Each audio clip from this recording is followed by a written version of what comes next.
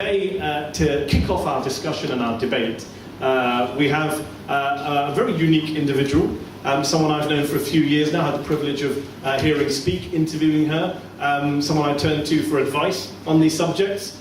She is a Canadian, she is a Palestinian, and she is an Israeli. Citizenship of 3 places, which after our Scotland debate recently shows you all about what really is having complicated multiple identities. She is a lawyer, a lecturer, an activist, a negotiator. She was a negotiator for the Palestinian Liberation Organization. She's been an advisor to President Abbas.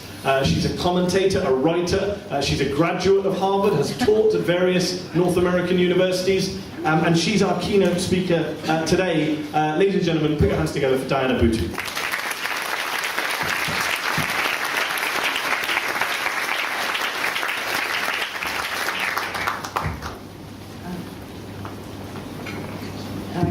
Good afternoon, everyone, and thank you very much for the very warm introduction, Mehdi. You've exaggerated my stature, and I'm actually very humbled to be in such a very amongst such an amazing group of activists and people who are very concerned with the cause of Palestine, as well as to be on a panel with some people who I've long respected for many, many years. I'm going to keep my comments brief because I think it'll be much more engaging if we get a lot more time to be able to hear from you as well as from the rest of the panel members.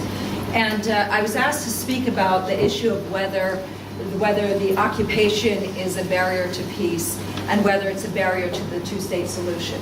And the short answer is, of course, yes. The long answer is that the big problem has been that not only are we no longer focusing on occupation, but that over the course of the past 20 years, the focus has shifted from focusing on occupation to focusing on everything else, everything other than the occupation. And this past summer precisely proved exactly what a tragedy that is and what the consequences will be. If you think back to what happened, thank you, earlier this summer, we've now just come over the worst summer that Palestine has seen in many, many, many decades, with the killing of over 1,300 Palestinians, with 521 of those killed being children, with the statistics of UN statistics of more than 70% of those killed being civilians, non-combatants, with the destruction of over 2,200 homes, with more than 20,000 homes that have been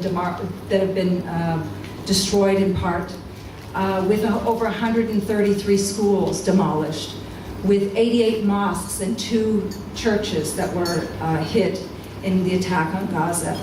And all of this is showing that this level and a culture of impunity has now set in with Israel being allowed to do whatever it wants. And what is becoming clear is that we are moving further and further away from actually holding Israel to account for its war crimes and for its crimes against humanity.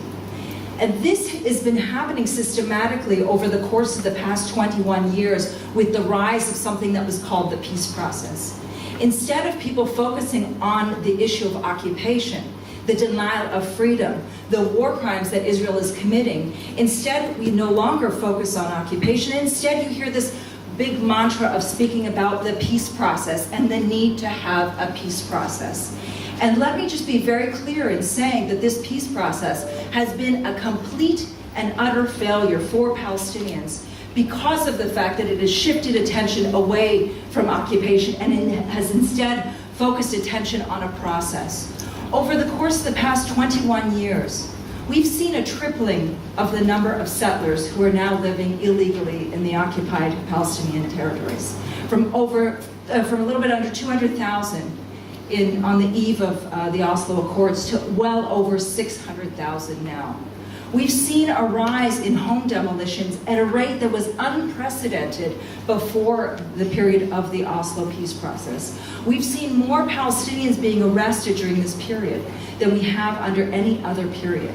And all of this has been covered up and disguised as though it's something that we shouldn't be focusing on. And instead, we should be focusing on people who come together in a room and shake hands on what they agree on and what they don't agree on.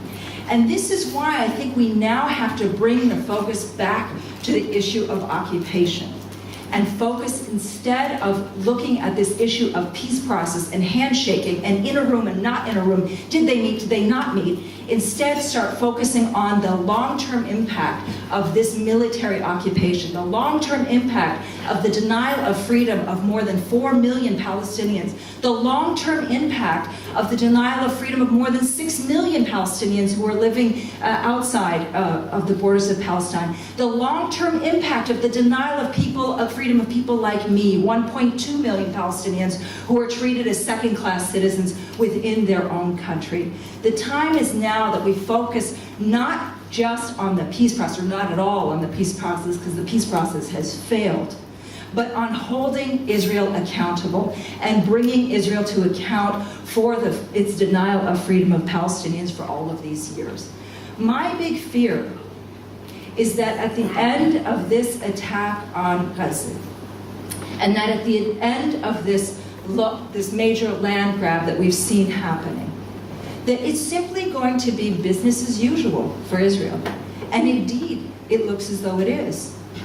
It looks as though all of the military contracts that they had in place before are going to continue to go in place after the attack on Gaza. It looks as though the killing that they were allowed to perpetrate before the attack on Gaza is also going to be the same type of killing that they're allowed to perpetrate after the attack on Gaza. It looks as though the issue of the land grabs and the home demolitions and the forcible transfers that they were allowed to perpetrate before the attack on Gaza is also going to be allowed to continue after the attack on Gaza, with parties around the world simply calling for one thing: a resumption of the peace process, a resumption of negotiations. But let me be very clear, these negotiations, this peace process, is never going to yield anything other than more settlements, more land being confiscated, more Palestinians being forcibly displaced, and more Palestinians being killed, particularly those children in Gaza. I think the time is now that rather than focusing on debates of two-state, one-state, and these sort of fantasy things that people have all the time, or focusing on how do we resume the peace process, again, another type of fantasy that people have all the time, that we start acting concretely to force Israel to end its military rule over Palestinian lives.